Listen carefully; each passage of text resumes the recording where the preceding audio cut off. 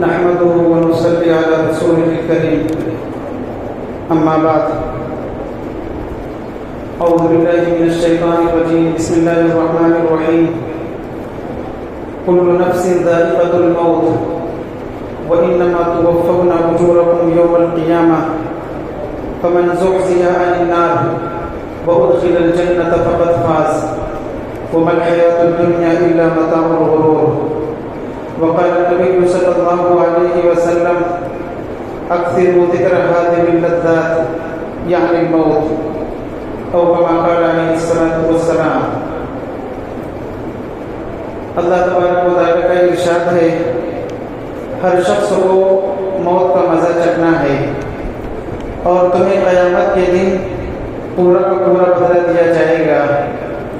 جس شخص کو جہنم سے بچا لیا گیا اور اسے جنت میں داخل کر دیا گیا تو وہی کامیاب ہے اور دنیاوی زندگی تو محض دھوکے کا سامان ہے.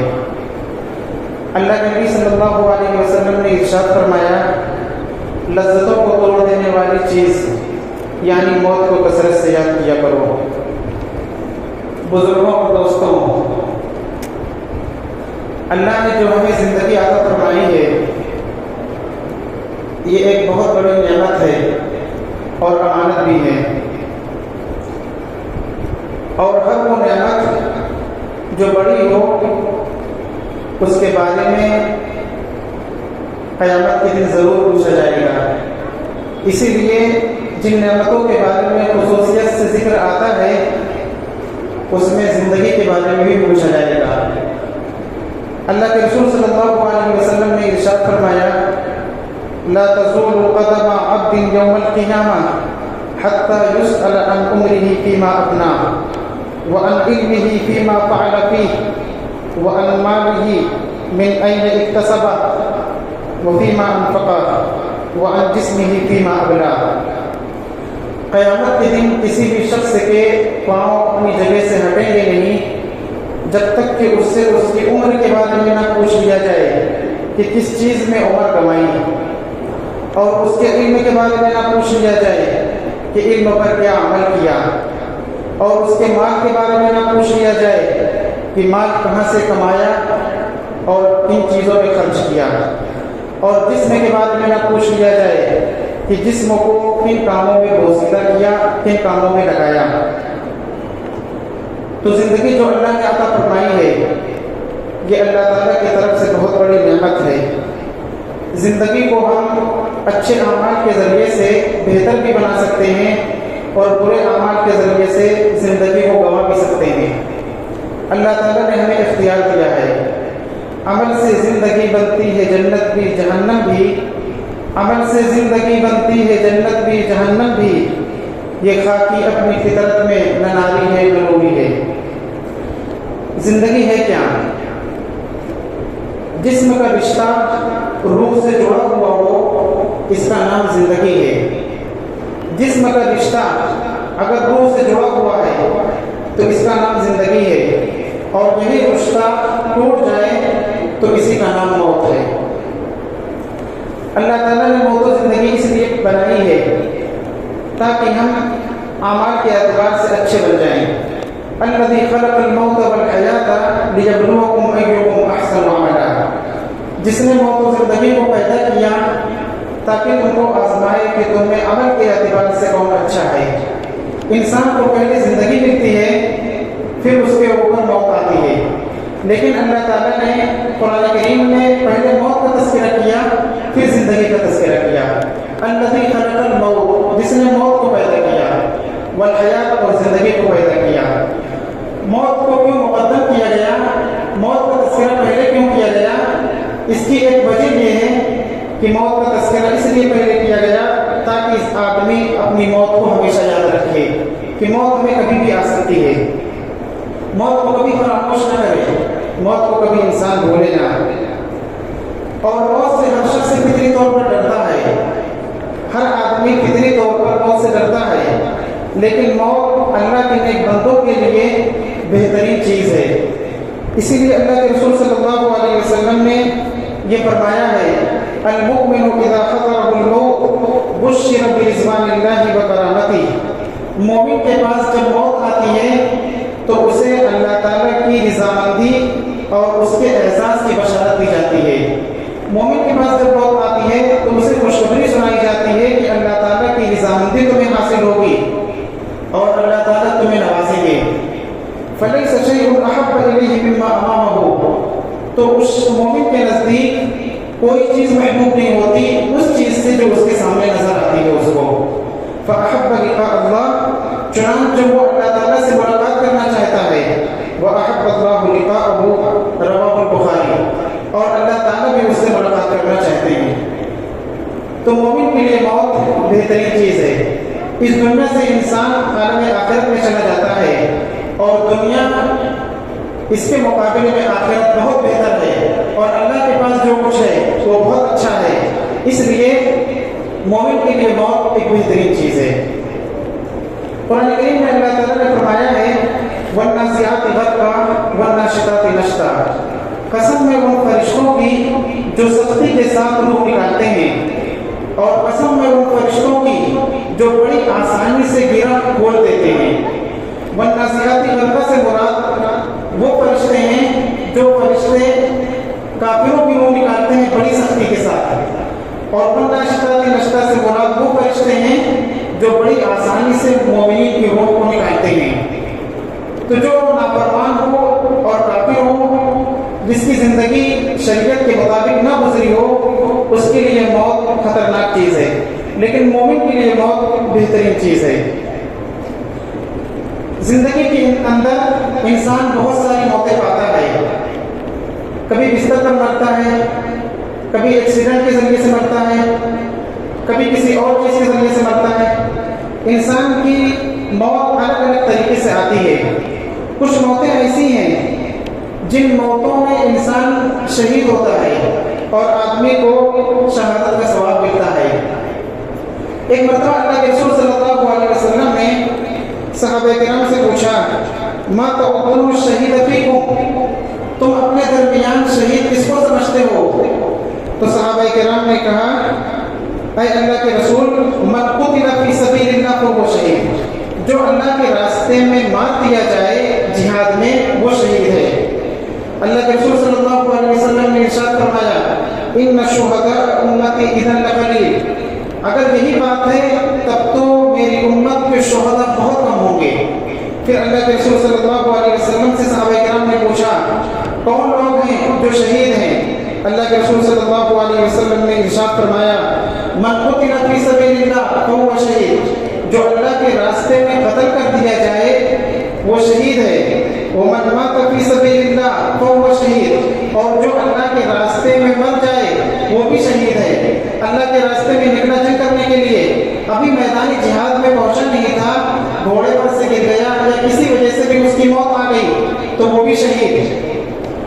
ومن مات فی الطاعون، اور جو طاعون یا کسی وبائی بیماری میں مبتلا ہو کر مرے تو وہ شہید، تو وہ بھی شہید۔ ومن مات فی البطن، اور جو پیٹ کی بیماری میں مبتلا ہو کر مرے تو وہ شہید، وہ بھی شہید۔ ومن غرق فہو شہید، اور جو ڈوب کر مرے وہ بھی شہید۔ اور ایک روایت میں ہے وصائب الحتم شہید، کسی پر کوئی عمارت وغیرہ گر جائے اور اس کی اچانک موت آ جائے وہ بھی شہید۔ وصائب الحدیق شہید، اور کوئی آدمی جل کر کے مر جائے وہ بھی شہید۔ ایک اور روایت میں اللہ کے رسول صلی اللہ علیہ وسلم نے یہ بھی فرمایا من قتل دون مالہ فہو شہید، جو آدمی اپنے مال کی حفاظت کرتے ہوئے مار دیا جائے وہ بھی شہید۔ ومن قتل دون دمہ فہو شہید، اور جو آدمی اپنے خون اپنی جان کی حفاظت کرتے ہوئے مار دیا جائے وہ بھی شہید۔ ومن قتل دون دینہ فہو شہید، اور جو آدمی اپنے دین اور ایمان کی حفاظت میں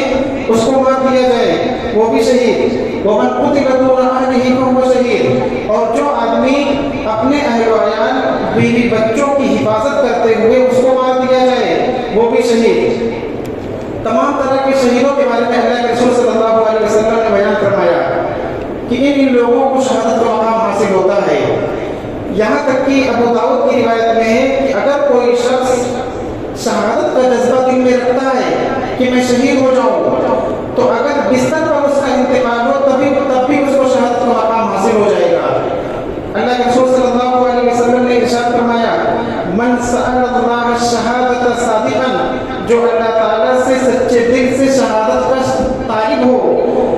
تو اللہ تعالیٰ اس کو شہیدوں کے مرتبے تک پہنچا دیں گے. بلغہ اللہ منازل الشہداء وإن مات علی فراشی، چاہے اس کا انتقال بستر پر ہوا ہو. اصلاً شہید تو وہ ہوتا ہے جو اللہ کے راستے میں اعلاء کلمت اللہ کے لیے لڑ رہا ہو اور وہ مار دیا جائے. اصل سب سے بڑا مقام اسی کا ہوتا ہے. اور حدیث میں اس کے تعلق سے بہت ساری فضیلتیں آئی ہیں. البتہ کچھ اور ایسی موتیں ہیں جن موتوں میں انسان اچانک مرتا ہے اور اس کو بڑی تکلیف ہوتی ہے، ان کو بھی شہادت کا مقام حاصل ہو جاتا ہے. شہید کے بارے میں اللہ کے رسول صلی اللہ علیہ وسلم نے ایک روایت میں یہ بیان فرمایا، ترمذی شریف کی روایت ہے، للشہید عند اللہ ست خصال، شہید کو اللہ تعالیٰ کے یہاں 6 چیزیں ملتی ہیں. یغفر لہ فی اول دفعہ، اول پہلا ہی میں اس کی مغفرت کر دی جاتی ہے. جیسے ہی شہید ہوتا ہے، شہید ہوتے ہی اللہ تعالیٰ اس کی مغفرت فرما دیتے ہیں. البتہ جو حقوق کی بات ہے، قرض وغیرہ، وہ معاف نہیں ہوتا. وَيَرَى مَقْعَدَهُ مِنَ الْجَنَّةِ، جنت میں اپنا مقام وہ دیکھ لیتا ہے. جنت میں اس کو کیا مقام اللہ تعالیٰ عطا فرمائیں گے وہ اسے دیکھ لیتا ہے. وَيُجَارُ مِنْ عَذَابِ الْقَبْرِ، عذاب قبر سے اس کو محفوظ رکھا جاتا ہے. وَيَأْمَنُ مِنَ الْفَزْعِ الْأَكْبَرِ، اور جو قبروں سے اٹھنے کے بعد بڑی گھبراہٹ ہوگی ہر ایک کو، اس گھبراہٹ سے وہ محفوظ رہے گا. وَيُوضَعُ عَلَى رَأْسِهِ تَاجُ الْوَقَارِ، اور اس کی سر پر وقار کا تاج رکھ دیا جاتا ہے. الْيَاقُوتُ مِنْهَا خَيْرٌ مِنَ الدُّنْيَا وَمَا فِيهَا، جس تاج کا ایک ہیرا دنیا و ما فیہا سے بہتر ہے. وَيُصَبَّ بِاثْنَتَيْنِ وَسَبْعِينَ زَوْجَةً مِنَ الْحُورِ الْعِينِ، اور جنت کی حوروں میں سے 72 حوروں سے اس کی شادی کر دی جائے گی. وَيُشَفَّعُ فِي 70 مِنْ أَقَارِبِهِ، اور رشتے داروں میں 70 لوگوں کی سفارش اللہ تعالیٰ اس کی قبول فرمائیں گے. یہ ہے شہید کا مقام. آدمی چاہے کتنی موت مرے یا شہادت کی موت مرے، جب آدمی مر جاتا ہے تو وہ قبر میں چلا جاتا ہے. اللہ کے کچھ خاص بندے ہیں جن میں انبیاء ہیں، شہداء ہیں، اور بھی اللہ کے کچھ خاص مقرب بندے ہیں جن کے جسم قبروں میں محفوظ رہتے ہیں. عام طور پر قبر جو ہے مٹی انسان کے جسم کو ختم کر دیتی ہے، کھا جاتی ہے. اسی لیے اللہ کے رسول صلی اللہ علیہ وسلم نے یہ ارشاد فرمایا ہے، حضرت ابو ہریرہ رضی اللہ تعالیٰ عنہ سے مروی ہے، کل ابن آدم یأکلہ التراب الا عجب الذنب، ہر بنی آدم، ہر شخص اس کو مٹی کھا جاتی ہے. قبر میں جانے کے بعد مٹی اس کو کھا جاتی ہے اور آدمی کے جسم کے ذرات کہاں سے کہاں پہنچ جاتے ہوں گے. البتہ نیچے کی ریڑھ کی جو ہڈی ہے وہ محفوظ رہتی ہے. اسی سے انسان کو پیدا کیا گیا ہے، اور دوبارہ جب اللہ تعالیٰ قیامت کے دن زندہ کریں گے تو اسی ریڑھ کی ہڈی جو بچ جاتی ہے اسی سے اللہ تعالیٰ دوبارہ زندہ کریں گے. قبر کے اندر کیا چیزیں ہوتی ہیں یہ بھی ہم جانتے ہیں. قبر یا تو جنت کے باغوں میں سے ایک باغ ہے یا جہنم کے گڑھوں میں سے ایک گڑھا ہے. اگر آدمی اچھے اعمال کرتا ہے تو قبر اس کے لیے کشادہ کر دی جاتی ہے اور قبر میں اس کو راحت اور چین و سکون نصیب ہوتا ہے. اسی لیے ایک روایت ہے جس روایت میں اللہ کے رسول صلی اللہ علیہ وسلم نے قبروں کے تعلق سے بہت ساری چیزیں بیان فرمائی ہیں. اللہ کے رسول صلی اللہ علیہ وسلم نے بیان فرمایا، یؤذى الرجل فی قبری، آدمی کو قبر میں عذاب آتا ہے. فإذا أوتي من قبل رأسه، جب سر کی طرف سے عذاب آتا ہے، دفعته تلاوت القرآن، تو قرآن کی تلاوت عذاب کو روکتی ہے. وإذا أوتي من قبل يديه، اور جب سامنے ہاتھ کی جانب سے عذاب آتا ہے تو صدقہ و خیرات عذاب کو روک دیتا ہے. اور جب پیر کی طرف سے عذاب آتا ہے تو مسجدوں کی طرف کثرت سے جانا اور چلنا یہ عذاب سے روک دیتا ہے. اور بعض روایتوں میں ہے کہ اگر دائیں طرف سے عذاب آتا ہے تو نماز روکتی ہے اور بائیں طرف سے عذاب آتا ہے تو روزہ روکتا ہے. نماز، روزہ، صدقہ و خیرات، تلاوت، یہ وہ چیزیں ہیں جو انسان کو قبر کے عذاب سے بچاتی ہیں. آدمی قبر میں قیامت کے دن تک پڑا رہے گا جب تک اللہ تعالیٰ اس کو دوبارہ زندہ نہیں کریں گے. اور جب دوبارہ زندہ کیا جائے گا تو اسی طرح زندہ کیا جائے گا جس طرح سے پیدا ہوا ہے. اسی لیے اللہ کے رسول صلی اللہ علیہ وسلم نے یہ ارشاد فرمایا، یحشر الناس یوم القیامہ حفاۃ عراۃ غرلا، آدمی کو قیامت کے دن جمع کیا جائے گا ننگے پاؤں ننگے بدن بغیر ختنے کے. جس طرح سے بچہ جب پیدا ہوتا ہے نہ اس کے پاؤں میں چپل ہے نہ اس کے بدن پر کپڑا ہے نہ اس کا ختنہ ہوا ہوتا ہے. قیامت کے دن جب اللہ تعالیٰ دنیا کے سارے انسانوں کو اٹھائیں گے تو یہی حالت ہوگی. پاؤں میں چپل نہیں, بدن پر کپڑا نہیں, اور آدمی بغیر ختنے کے ننگا برہنہ ہوگا اور میدان حشر کی طرف جا رہا ہوگا. حضرت عائشہ رضی اللہ تعالیٰ عنہا جو اس حدیث کی راوی ہیں وہ فرماتی ہیں کہ اے اللہ کے رسول, سب لوگ برہنہ ہوں گے تو لوگ ایک دوسرے کو دیکھیں گے تو شرم محسوس نہیں ہوگی اور کیا عالم ہوگا. تو اللہ کے رسول صلی اللہ علیہ وسلم نے ارشاد فرمایا معاملہ اتنا زیادہ اہم اور سخت ہوگا کہ کوئی کسی کی طرف دیکھے گا ہی نہیں. لوگ ایک دوسرے کی طرف دیکھنے سے بے نیاز ہو جائیں گے, ایسی سخت حالت ہوگی. اور جب دوبارہ زندہ کیا جائے گا, حضرت قتادہ فرماتے ہیں کعب بن احبار کے حوالے سے کہ اللہ تعالیٰ فرشتے کو حکم دیں گے کہ وہ بیت المقدس کی چٹان پر کھڑے ہو کر آواز لگائے. وہ بیت المقدس کی چٹان پر کھڑے ہو کر آواز دے گا اور فرشتہ کہے گا ایتھا العظام البالیہ, اے بوسیدہ ہو جانے والی ہڈیوں, والاوصال المتقطعہ, اور ٹکڑے ٹکڑے ہو جانے والے گوشت, ان اللہ یأمرکن ان تشتمین لفصل القضاء. اللہ تعالیٰ کا حکم ہے کہ اب قیامت آ چکی ہے, فیصلے کا دن آ چکا ہے, سب کے سب جمع ہو جاؤ. یہ حکم ہوگا اور پوری دنیا کے سارے انسان قبروں سے نکل کر کے میدان حشر کی طرف چل دیں گے. اس لیے عقل مند وہ ہے جو اپنے مرنے سے پہلے مرنے کی تیاری کر لے. اللہ کے رسول صلی اللہ علیہ وسلم نے ارشاد فرمایا التکس من دان نفسا وعمل لما بعد الموت. عقل مند وہ ہے جو اپنے نفس کا محاسبہ کرے اور موت کے بعد کی جو زندگی ہے اس کے لیے عمل کرے. ایک روایت میں اللہ کے رسول صلی اللہ علیہ وسلم نے یہ ارشاد فرمایا یتبع المیت ثلاثۃ, میت کے ساتھ مردے کے ساتھ تین چیزیں جاتی ہیں. فیرجع اثنان, دو چیزیں واپس آ جاتی ہیں. ویبقى معه واحد, ایک چیز اس کے ساتھ رہ جاتی ہے. یتبعه اهله وماله وعمله, میت کے ساتھ جانے والی چیزیں اہل و عیال ہیں, مال ہے اور اس کا عمل ہے. فیرجع اهله وماله, اہل و عیال گھر والے واپس آ جاتے ہیں, مال بھی جو گیا تھا تھوڑا بہت وہ بھی واپس آ جاتا ہے. ویبقى عمله, صرف اس کا عمل باقی رہ جاتا ہے. البتہ اگر انسان نے دنیا کے اندر کچھ ایسے اعمال کیے ہیں جو حدیث میں بیان فرمائے گئے ہیں تو قبر میں جانے کے بعد بھی اس کو ثواب ملتا رہتا ہے. اسی لیے ایک روایت ہے اللہ کے رسول صلی اللہ علیہ وسلم نے ارشاد فرمایا سبع یجری للعبد اجرهن, 7 ایسی چیزیں ہیں کہ ان کا اجر بندوں کے لیے جاری رہتا ہے. وہ فی قبر کی بعد موتی, موت کے بعد وہ قبر میں ہوتا ہے لیکن اس کا ثواب اس کو ملتا رہتا ہے. سب سے پہلی چیز من علم علما, جس شخص نے کوئی علم کی بات کسی کو سکھا دی. جیسے کسی نے کسی کی کوئی علم کی بات کسی کو سکھائی تو وہ دوسرے کو بتائے گا کچھ نہ کچھ اور یہ سلسلہ قیامت تک جاری رہے گا. تو جس نے علم کی بات سکھا دی ہے اس کو قبر میں مرنے کے بعد ثواب ملتا رہے گا. اور مجرى نهرا, یا کوئی نہر جاری کر دے, نہر کھدوا دے. اور حفر بئرا, یا کوئی شخص کنواں کھدوا دے تو اس کا ثواب اس کو مرنے کے بعد میں ملتا رہتا ہے. اور غرس نخلا, یا کھجور کا باغ یا کوئی اور درخت لگا دے جس سے لوگ سایہ حاصل کریں یا پھل کھائیں تو اس کا ثواب بھی اس کو ملتا رہے گا. اور بنا مسجدا, یا مسجد بنوا دے. اور ورث مصحفا, یا میراث میں اس نے قرآن پاک چھوڑ دیا ہو. اور ترک ولدا, یا اولاد چھوڑی ہو, ایسی اولاد یستغفر له بعد موتی, جو اس کے مرنے کے بعد اس کے لیے دعائیں مغفرت کر رہی ہو. تو یہ وہ چیزیں ہیں جن کا ثواب آدمی کے مرنے کے بعد بھی اس کو ملتا رہتا ہے.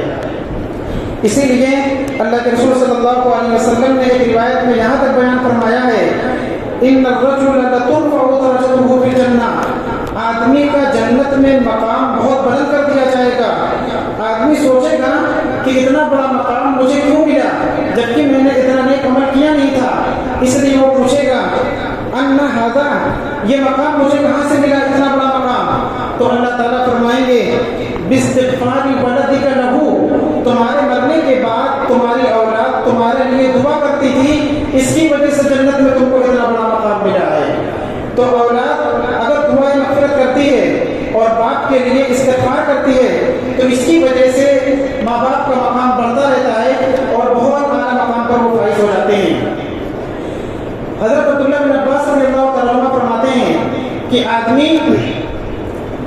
جب جنت میں جائے گا حساب کتاب کے بعد تو جنت میں جاتے ہی سأل عن ابویہ، اپنے ماں باپ کے بارے میں پوچھے گا، اپنی بیوی کے بارے میں پوچھے گا، اپنی اولاد کے بارے میں پوچھے گا، تو اس سے بتایا جائے گا کہ وہ تمہارے مقام کو نہیں پہنچ سکے، تمہارا مقام زیادہ اونچا ہے اور ان کا مقام تم سے کم ہے۔ تو وہ کہے گا کہ میں نے نیک عمل کیا تھا، جو اپنے لیے بھی کیا تھا اور ان کے لیے بھی کیا تھا، تو پھر ماں باپ کو اور بیوی بچوں کو اس کے ساتھ کر دیا جائے گا اور ملا دیا جائے گا۔ کبھی ایسا بھی ہو سکتا ہے کہ بچوں کا مقام ماں باپ سے زیادہ ہو، اور کبھی ایسا ہو سکتا ہے کہ ماں باپ کا مقام زیادہ ہے، بیوی بچوں کا مقام زیادہ ہے، آدمی کا مقام کم ہے۔ جس کا مقام زیادہ ہوگا اسی کے مقام پر اس شخص کو پہنچا دیا جائے گا اور کسی کے اجر میں کوئی کمی نہیں کی جائے گی۔ اور قرآن کریم میں اللہ تعالیٰ نے فرمایا ہے والذین آمنوا واتبعتهم ذريتهم بإیمان، جو لوگ ایمان لائے اور ان کی نسل نے ایمان کے ساتھ ان کی پیروی کی تو ہم ان کو ان کے ساتھ ملا دیں گے۔ اسی لیے اولاد اللہ تعالیٰ کی طرف سے بہت بڑی نعمت ہے۔ انسان کے مرنے کے بعد سب لوگ اس کو بھول جاتے ہیں، بہت کم لوگ اس کو یاد رکھتے ہیں، لیکن اولاد ہمیشہ اپنے باپ کو یاد رکھتی ہے، اور جو اولاد اپنے ماں باپ کے لیے دعائیں مغفرت کرتی ہے اس کا مقام بلند ہوتا رہتا ہے اور ان کے درجات بلند ہوتے رہتے ہیں۔ اللہ تعالیٰ ہم سب کو اچھے اعمال کی توفیق عطا فرمائے، نیکیوں کو قبول فرمائے اور گناہوں کو معاف فرمائے۔ ایک شاعر نے کہا ہے جس میں نہ ہو انقلاب موت ہے وہ زندگی، جس میں نہ ہو انقلاب موت ہے وہ زندگی، روح امم کی حیات کشمکش انقلاب، صورت شمشیر ہے دست قضا میں وہ قوم، صورت شمشیر ہے دست قضا میں وہ قوم، کرتی ہے جو ہر زمان اپنے عمل کا حساب، نقش ہے سب ناتمام خون جگر کے بغیر، نغمہ ہے سودائے خام خون جگر کے بغیر۔ وآخر دعوانا الحمد للہ رب العالمین۔